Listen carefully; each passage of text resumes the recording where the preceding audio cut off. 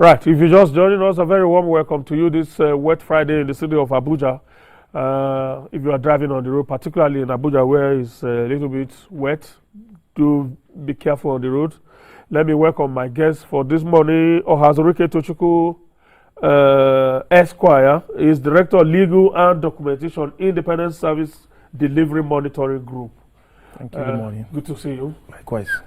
I'm sure the last time you were here was it during the campaigns? Yes, it was. All right, good to see you again. Thank you very much. Right. Mr. Soja Papa is the one that has been here, that has not been here for a very long time. Thank God we found him again. Mr. Papa is Executive Director, Integrity Organization, an anti-corruption research, consultancy, and policy advocacy outfit. Good to see you, Mr. Papa. Thank you so much. Okay, let me quickly respond to some of the tweets that are pending. President Buhari fighting corruption. Is it that there are no corrupt politicians in APC? Or okay, I think the one I want to respond to immediately is Aisha Olabode. Okay, says who's your guest today? I've already introduced the guest now. One is asking what is the topic of discourse today, Friday. We are looking at the anti-corruption slogan or mantra of the government.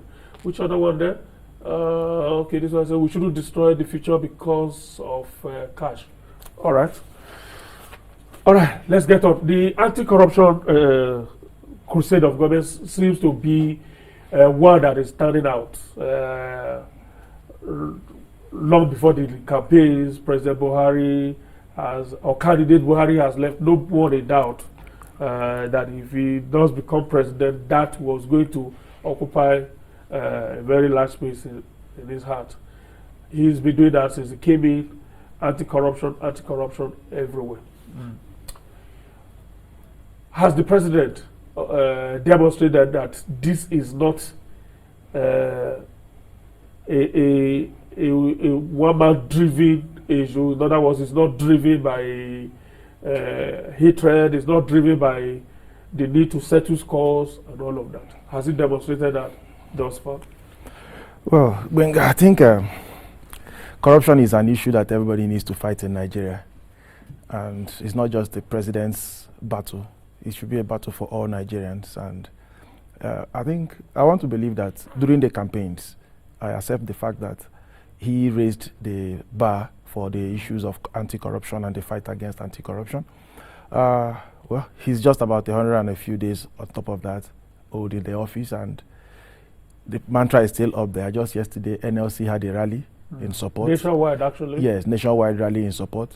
I know the students have had one. I know the youths are also planning one next week. And Nigerians have keyed in. Now, Nigerians are already supporting the anti-corruption campaign. What is now left is the leadership from the government. What is now left is that drive, that coordination from the government, because all the people can do is to support this mantra, but the people cannot implement it. But in a way, actually, I believe that the civil servants can also contribute. If they march against corruption, majority of the corruption in public service goes on in the civil servants that perpetrate them. So if the civil servants say, okay, we have stopped, that's good for Nigeria. That's very good news. We should celebrate. Now, whether the president has shown that it is not a personal vendetta issue, Nigerians are still watching that very clearly. No prosecutions have started on corruption so far. It is still investigation, and then some.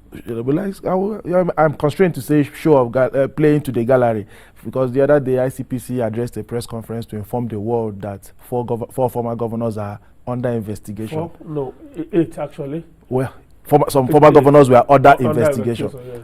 I didn't see the need for that. There was no need for that. You should have been investigating them right from time, because there are petitions against all of them, both frivolous and those with facts. So if you call a press conference to inform the world that you are investigating, you are doing your job, it's just like you call a press conference to say, I am on political platform 10 o'clock to 11 o'clock. Nigerians always expect to see you every weekday 10 o'clock to 11 o'clock. That's your job. That's the only thing they are paid to do in ICPC. So you don't call us you don't call a press conference to inform us that you are doing your job. If you serve an advance notice to somebody you are investigating, we don't need to know. What Nigerians need to hear is that this man has been charged to court. so number of count charges, and Nigerians will now know that, oh, you've completed your investigation and you're already prosecuting. That's what we want to hear, not that you are investigating. So that aside, until this prosecution starts, that's when Nigerian or any other analyst can confidently stand out to say yes. But if you look at it so far, it has been media work. And until it gets out of the purview of the media for now, which is controlling it, and there are trials in the courts and not public trials in the media, then one can make an informed assessment of the situations. But if it is the idea of Nigerians stand against corruption, I think every Nigerian has taken a stand against corruption, and if we miss this opportunity, we may need another 100 years to get another. All right, Mr. Papa, do you think the president's fight is whimsical, is a one-man show, or right now that we are seeing everybody, the president started a chorus and everybody is picking it up? Do you think it's too late for the president to even want to change his mind on this issue now, even if he wants to, or even if there are forces that are trying to persuade him to mellow down on this I will fight corruption stance? I think we need to understand the drivers. You come in, you get a victory at the polls, and they hand you something of a Pyrrhic victory, a victory that you're even supposed to loathe, because when you come in, you find there's actually nothing to work with. There's a very strong incentive to fight corruption. The strong incentive in that you've come in and the cupboard is bare. There's nothing in the treasury. Some people say, oh, but there's money. Otherwise, how come they say they had 3 billion in how many days in the foreign reserves? It still doesn't make sense. If, as a nation, you are importing at a value that is more than you're exporting, you have a net deficit. You don't have a surplus. Which is why the central bank has now today just shut down. They've actually turned off the engine and killed the engine and say, no more foreign exchange, except you come and line up and tell us what you want to do with it, and we'll decide whether you should have it or not. That's not how you run a country. But what do they say? Even the press release put out by the CBN yesterday was, oh, because of round tripping. They cited all the corrupt activities that are going on, rent seeking, round tripping, and so on. And there are people who are doing this. Thank you very much. You should ask yourself, who is doing it? So the nervousness that you're reading, whether it's from the CBN or from other actors, whether it's what you have said about ICPC, you shouldn't read it as the president's anti-corruption crusade. People are taking positions because of the statement that the president has made, the direction he's taking, that nobody seems to know which direction he's quite going, and people are beginning to make moves to forestall and preempt and to put themselves in the center of whatever he's doing because they don't want to be on the wrong side. So if you're really going to look at his anti-corruption crusade, you should look at what has happened to petrol since he came in. If people said that there was a lot of corruption going on in that industry, how come we now have a lot more regular supply? Why is it that he has not spent anything more, but we now have a lot more regular power supply? Anti-corruption doesn't mean throwing people in jail. Anti-corruption means removing the obstacle that corruption represents from service delivery.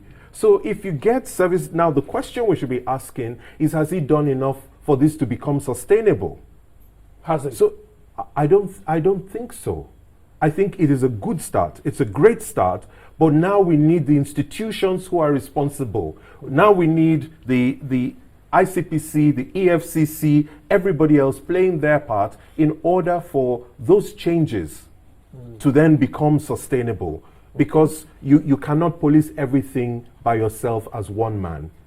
So now we need the people who are responsible for the different ministries, departments, and agencies to come into place and continue with the same momentum and along the same path. Okay. You said he has not done enough. Now let's look at what he has done thus far. Let's start from the one that people said is actually the one driving the other one. That is political corruption. The president came in, he says he belongs to nobody, yet he belongs to everybody. On the issue of separation of power, he's going to respect where his power starts and where his power stops, and where the power of the other arm starts and where it ends, and all of that. When the National Assembly came on board, they had their own internal problems. He didn't dabble into it and all of that. Let's look at that initiative as far as the issue of political corruption is concerned. Because it starts from when the president overreaches his own executive powers and tries to pocket the legislature as well. Then you have a fiefdom. Well, I think it goes beyond the statements. The statements are there. I belong to no one. I belong to everybody. But sometime later on, he altered that statement in America, and Nigerians are holding on to that one because it's like that later statement is the one that was playing out or had started playing out somewhere along the line in the political appointments that were made. So Nigerians are more looking at the statement in America than the statement that was made on the inauguration ground. But be that as it may, I want to believe that we want to say he did not interfere in the issue of the Senate and the elections in the Senate. That may not be properly put in perspective if we say he did not, because the senators that were not present at the venue of the election of the leadership of the Senate were at the venue on the belief that the president summoned them to that venue. Yeah, so that was why the presidency said there was no meeting. There was no meeting. The national chairman of the party, or the majority of their senators, everybody. How did that rumor come? It couldn't have been a rumor. Let's leave that one aside, so it wouldn't look like it's all negative that we want to portray here. I want to believe that there have been some changes. Nigerians are the easiest set of people to rule, and they are the most difficult set of people to rule at the same time.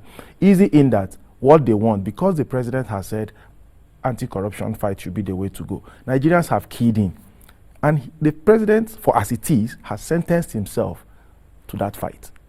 He has no way to go back. He has no escape route. Nigerians will hold him on to that. Even if his party insists that he must stop the anti-corruption fight, Nigerians will not agree, because for now, that is the only thing Nigerians want. That is what they want now, and it is their process now. Nobody, the president, his party, the opposition PDP, nobody can stop that fight now, because that is the only thing Nigerians want. However it is, let's give credit to the president. He is the one sitting for the improved power supply, though there are opposing views about what caused the power supply and all, but it is in his time that it has come. Let's give him the credit. It is in his time that, the Treasury single account, that has come up as well. Now, until we start seeing reports on how much hits that account and how the operation is, we are very patiently waiting for the September 15th, which is the deadline for all MDAs to key into that process, so that Nigerians will start monitoring it. Anything now that government does, any policy, any statement that is in line with anti-corruption, Nigerians will key in and watch that process very closely to ensure that it is giving the desired result. Because as it is now, if you solve political corruption, you must solve economic corruption, you must solve social corruption, you must solve environmental corruption. There's corruption everywhere. And the funny thing is that there is no singular definition of corruption in any of our laws. Exactly. Even the ICPC Act, you understand, it will only describe acts that constitute corruption. Which is why influence you just look at exactly. So you just look at it that corruption is so vast that there is no one definition that can get it. Is it in public service? Is it in private business? There are a lot of ways people can do corruption. So it's so vast. But if you look at the political corruption, I want to believe that so far, so good. All right. On the issue of political corruption, if you look at the different variants of it, influence peddling, how you compose your cabinet, the president, 3 months down the line, says he's still looking for the people he can be proud of are untainted or not too tainted in a way for them to be able to be his change agents and all of that. That's one. 2 is also the fact that he says that he's going to do things differently. Unlike before, when governors will be the ones that will nominate ministers and force it down on the president, he says he's going to be responsible for his own choices and all of that. Let's look at all of that together with his position on the National Assembly and the need for the National Assembly to be independent of the executive arm. I think nothing so far in the new administration suggests that there has been political interference on the part of the president in the choice of their leaders. Nothing suggests that, because if you look at the configuration of the leadership, especially the Senate, it is not And we say the president is worked not for a in the- PDP is not deputy in- senate it's not in president. his interest. And many people were actually upset that he should have intervened, as other presidents would have done, in order to get something that he could work with, because they think it will backfire and it will make passing of laws, especially executive bills, it would make having the appropriation law also very difficult to get out of the National Assembly. At least that's another point of view. But I think we shouldn't move away from the fact that corruption is systemic in Nigeria. And when you have systemic corruption, although yes, it's everywhere, there are some simple levers. There are some levers. You talked about one of it, which is influence peddling. Yeah. Yes, that is one area. But the other is, yes, which is the same as trading in influence. That's the biggest type that people in office use, the type of corruption. So it doesn't matter where you go. You will find that. And you see that what the president is doing is systematically dismantling the structures that people have put in place to enable them. You might say that the improvements in power supply had nothing to do with this current president, and it's really because of the investments from before. You're probably right. But the will to get the people who are there to actually do the right thing, to produce the electricity, actually came from a stance of this present president. Exactly. Maybe he wasn't he's not aware of the president's interview to the BBC, which was widely published, I think, 2 days ago. Where he said he gave them two things. And it's Two similar options. to the options that he gave the petroleum marketers then as well. Do you want me to ask you for the refund of all of these monies you've taken in subsidy, or will you give me the petrol in exchange for that money? And things started to move. So he hasn't yet dealt with the corruption in that sector. He hasn't yet dealt with the corruption in oil and gas either. But he has signaled very clearly that I will not tolerate the negative impacts of your corrupt activity on service delivery. So he's just put the whole case on pending. Probably arrested the growth. So he has, arrested the growth of the corruption. slide, the slide of the problem, he has arrested there. So I think we should give credit to whom credit is due in that area. I think many people feel that because the president, his big sin at the moment is that we expected you to have named ministers and named a cabinet within the first so many days. You have not done so, and so therefore you have left us adrift. And because you have left us adrift, we're not really sure of what you're doing anymore. But what else has the current president done that has helped to deal with corruption? The fact, let's go back to the what he has done in NNPC. The straightening out of NNPC, the unbundling of certain parts of NNPC, the replacement of the leadership of NNPC is a big signal against corruption. Yes, you may not have fully institutionalized the changes that you're looking for. You've signaled the right thing. The going to the service chiefs, removing the old ones, bringing in new ones. First, he gave them the ones who were there before, marching orders. He didn't see the kind of response he needed. He got another set in and now gave them a 90-day ultimatum. I think that's very clear. And then you hear of, was it 13 generals who admitted to taking the money for arms and agreeing that they're going to refund this money. I think you will see, those to me are indicators that the fight against corruption is in the right place. And finally, the reason why I would say it's in the right place, if you look at change and take any change model, the first thing you need is to get people to agree with you that there's a need for change before you actually do the change itself. Otherwise, it cannot be sustainable.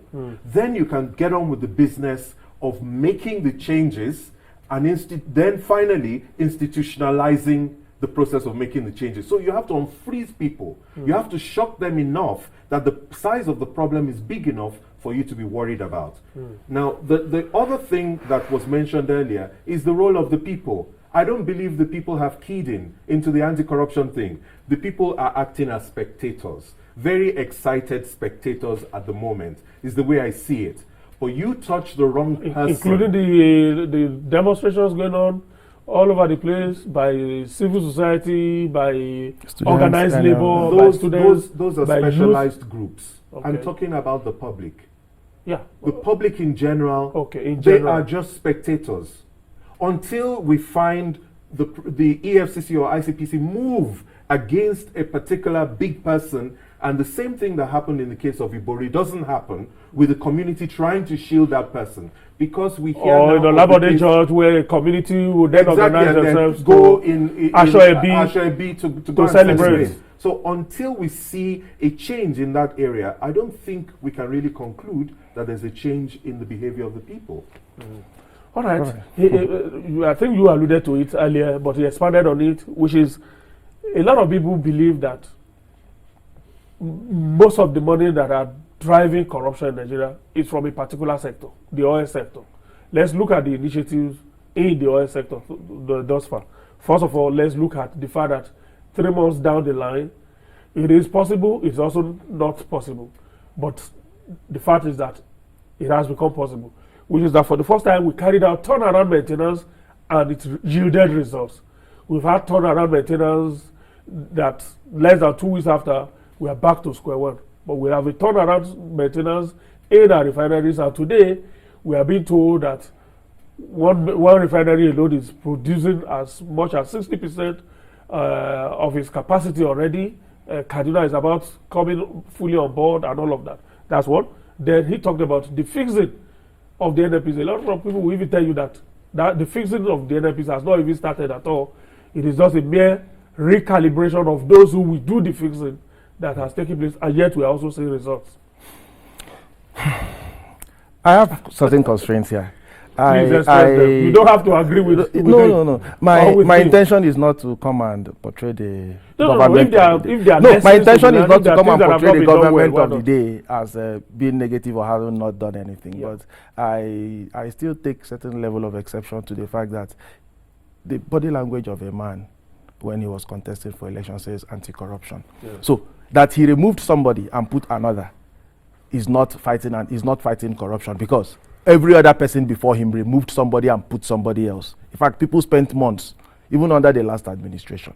People spent months and new people were put. Yes, except that service chiefs were changed. when those things happen, we were not told why they were being removed. Good. Not because you set target for them and they didn't meet the target. No. When the management blood? of NNPC were constantly being changed. Yes. What was the reason? The reasons were just parochial reasons, either that the GMD disagree with the minister, not because of things that benefited you and I. Let's not look at it. No, but we're in this country. They were. Were there any reasons given? Were there offenses let's against not. those? You know one thing. When you don't need to say there were offenses. Otherwise, we would have been told the offenses of the last administration in NNPC. They were just removed because there was need to inject fresh blood that you believe will key into your position or your views and policies as a new government. So that is acceptable.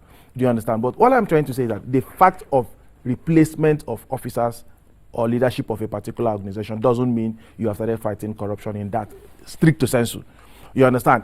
You can bring a better person. I'm not saying that the current GMD may not be a better person than the person that he replaced. He could be a better person. He could drive the policy of anti-corruption better in NNPC. I agree to that. So, but let's not narrow it to I'm not investigating or interrogating the present government. That is not my intention.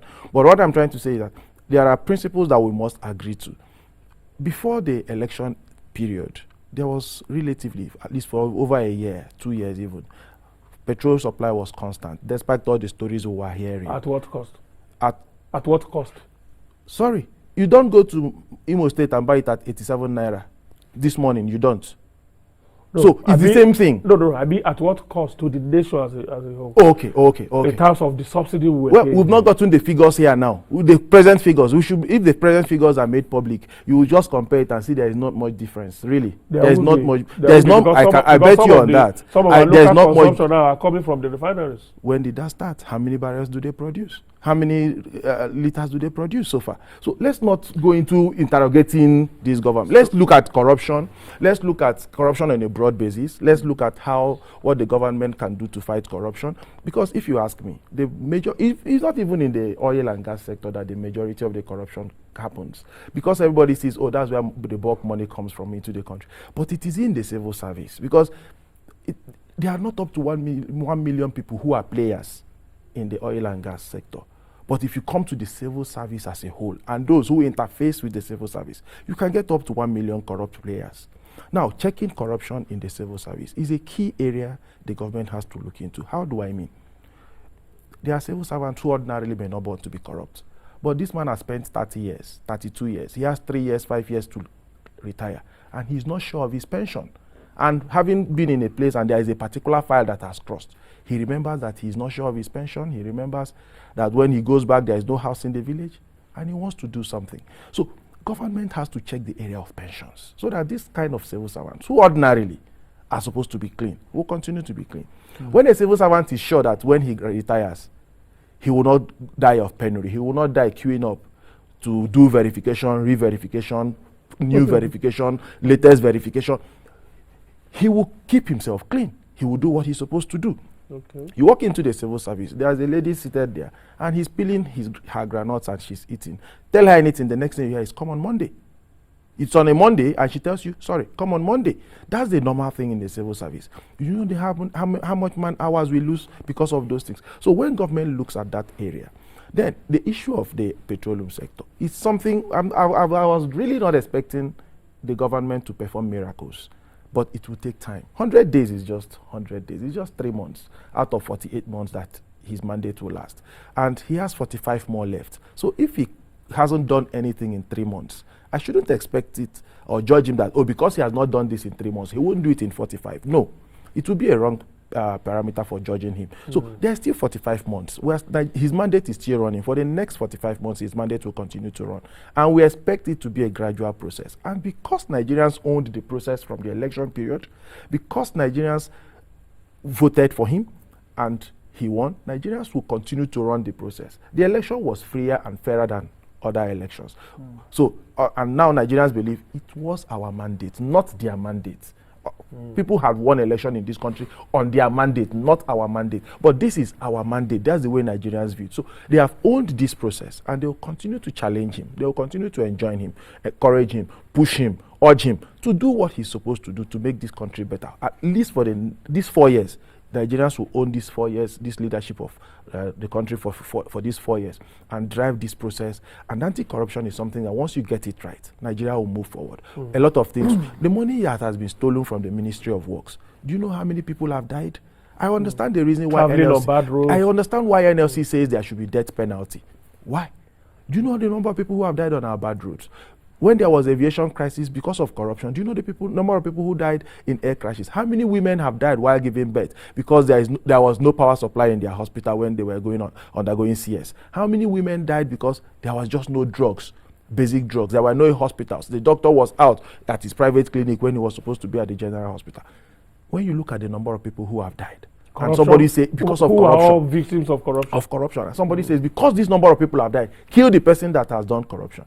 You see that when it happens and you convict the person and sentence him to death, the governor, because of political reasons, doesn't want anybody's blood on his hands. And because of because of their religious beliefs, who say sorry, I cannot sign it. For armed robbery, people are there for years waiting on the death row, but nobody will sign those things. So for me personally, I think stiffer punishment, but not capital punishment. Yes, 7 years, 3 years that our majority of our laws provide for is not and proper. Of course, probably making restitution as well to the victims. 14 years, 20 years. You have been angry to intervene. I think it would be an error to paint the picture as though civil servants are responsible for the bulk of corruption. Yes, they play their role. And I don't mean to be contrarian in everything that I'm saying. I don't mean to be so at all.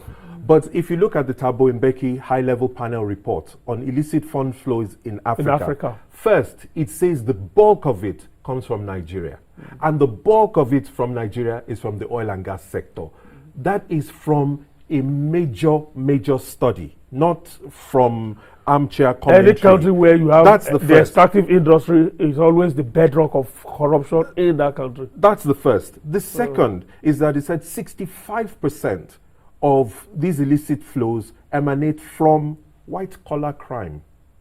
That it is from trade misinvoicing, over-invoicing of exports, under-invoicing of imports, is from tax dodges, So the private sector itself has a huge role, and I know you alluded to it, talking about the interface between private and public sector, so you can look at public procurement in that light, and all the dodges that people have been doing, that from criminal activity, it's only 30%. And from what you and I will call corruption, they said 5%. Now, we may not agree with that distribution, but that is what they have come back with after their study. So I would like to say that, again, it's a systemic thing. The people in the civil service are doing it as a supply agent because there are people who are demanding it. They have collaborators. The people who they're given the contract to build the hospitals are not civil servants, typically.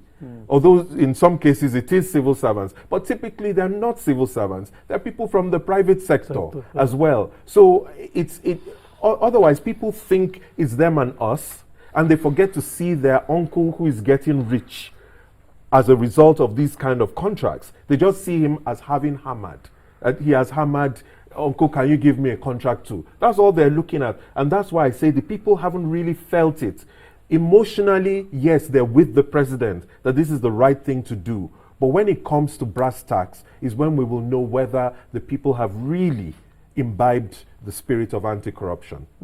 And like my producer is actually putting it, can politicians who actually are tenants to the civil servants who are there full time, can the tenant carry out corruption without the active support of the landlord? It's not possible. It's not possible. All right, let me read some tweets at this point. Simbo Olorunfemi says, note PMB's systematic approach in tackling the rot, reforms in NNPC, FIRS, customs fundamental to turn around and anti-corruption. Okay, I think that's what we'll be talking about to the body language. Let's take customs. And you say the change of somebody, don't take it as, there is a man from far north of this country who, without him, nobody before became Controller General of Customs. Was the most powerful smuggler in this country. And one of the first things, if you remember, the person who retired before his time was rumored to have been driven away when he went on a courtesy visit to Daura before the inauguration. Apparently he went in company of this gentleman. So the story goes that the new president said to him, there will be no room for smugglers in my government. So better go and change your business model, and drove them away. Now, the person who was there has left. He has now brought somebody who people were even hoping will become the head of EFCC because of his drive and what he's known for reforms, for change, and for anti-corruption. And instead, he put him in charge of customs. So my sources are saying that even Colonel Hamid Ali is yet to report for duty.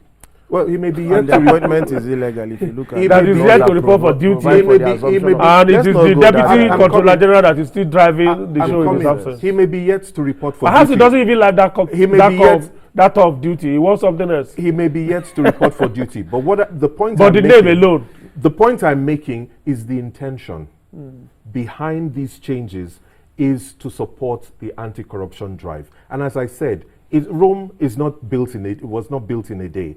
You start first by signaling the need for the change before you can get down to the business of making the change itself happen. Benga, having fixed this program as a preview, I hope there will be time in 2018, 2019 where we'll come back again and do a review. Yes. All right. Olusegun Olokpade says, your guess is very wrong.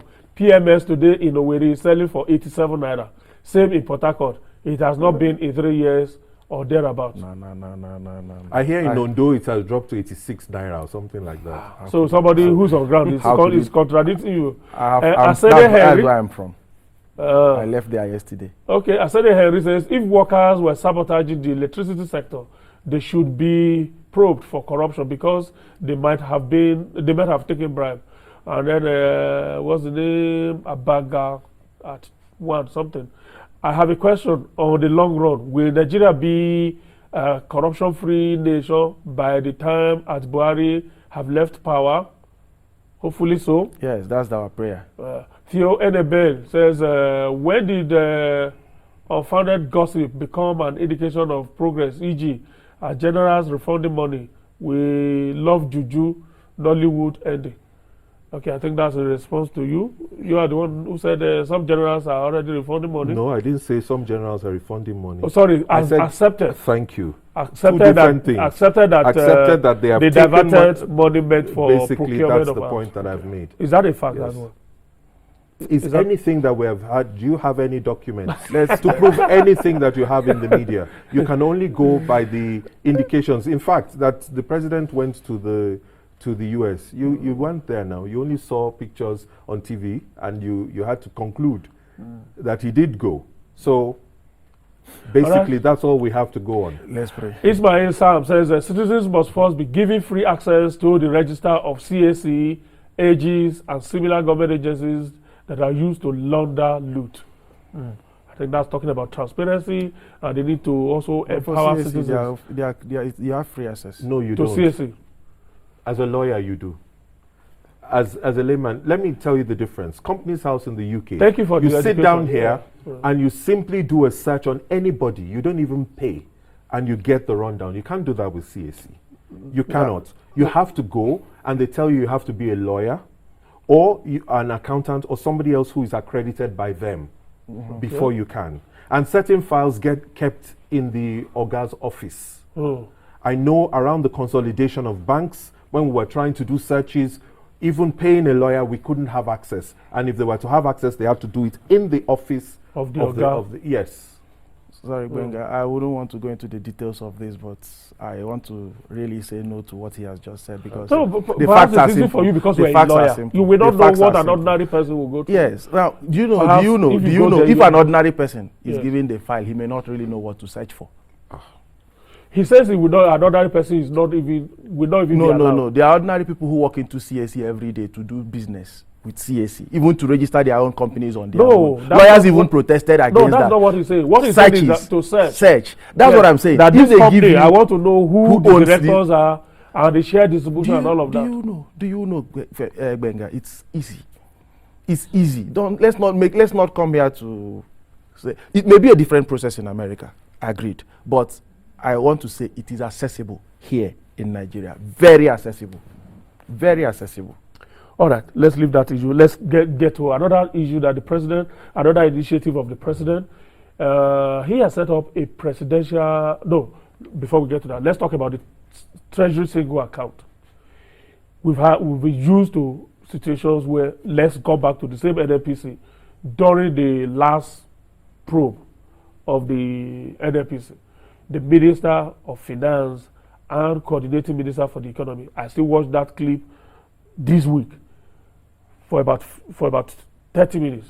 Couldn't answer that question of whether she was aware that the NNPC, which is the biggest source for our revenue, keeps an account with JP Morgan. And she said she's not aware. Over years, a lot of corruption has happened in the NNPC. Let's not shy away from that. Yes. A lot of I'm asking you to relate that with the TSA. Treasury single account that the Yes. president has directed now. Woe betides whoever is in NNPC now who decides to keep money with JP Morgan or JP whoever, or custom opening some separate accounts that the CBN is not aware of. Now, first, I must agree. I have to applaud Mr. President for implementing that section of the Constitution. That Treasury single account is part of our Constitution, but over the years, people have glossed over it. Now that he has given that directive, he must be applauded for that. And I must say that not just giving that directive, a small team should be set up to monitor that thing immediately kicks off. Otherwise, it's going to backfire. Vice chancellors of universities have kicked against it because they believe that when you pay your school fees as a student, it goes into that account. There are a lot of things monies that operate in certain ways. Are universities revenue generation agencies? I think the single treasury account Check it very well. They are government. They are not. It's not just about revenue generation institutions. Check it very. I said the vice chancellors paid a courtesy call, committee of vice chancellors, to the permanent secretary. I think the permanent secretary to please let him know that Mr. President should remove the universities from that thing because the universities are included. That he will not allow for the operation of the universities. The banks are finally keyed in, But what I mean is, set a small team. Don't just say it so it doesn't shut down the system, because one thing about change is that when it happens, people don't understand where it's going to come from or what's going to happen next. A small team has to be put in place to make sure that all the hitches that will occur because of that. There are organizations that make money and they need to spend money. But by the time this thing goes into the TSA, they won't have access to it until there is an approval from but when they somewhere. have access to it, they also abuse it. That's what I'm saying. That team has to make sure that these approvals have to be promptly given, so that certain things don't get stalled because the daily government activity, which must happen, is stopped because they don't have access. Doesn't this also? But it's a good one. Doesn't It's this a very also good suggest that one thing we have been neglecting to do all along is that every agency of government, including even the universities, must have a budget every year, and their budget approved, so that whatever you are then generating as revenue is not your money, because you have been giving money for the services you are going to render. So whatever you generate as revenue goes to that treasury account. I think what you are referring to really is an example of the failure of the system at the moment, and we have to all acknowledge that the system has failed. Both the system of allocation of revenues and the system of release against the budgets, it has failed. So people prefer to raise their own money and keep it in order to be able to use it. But if the government is working and if the system is working as efficiently as it should, then a treasury single account should work. So what we should see really is how the other side of that coin is going to work. We know this will really help to stem the tide of leakages of revenue. Okay. But we also have to make sure that it doesn't then constitute a bottleneck also to the necessary expenditure. I'm sure it's easy to strike a balance here. Because I'm not sure it's so easy. It's a tough one. It's possible to strike a balance. But between between this new regime now yes, and what we used to have,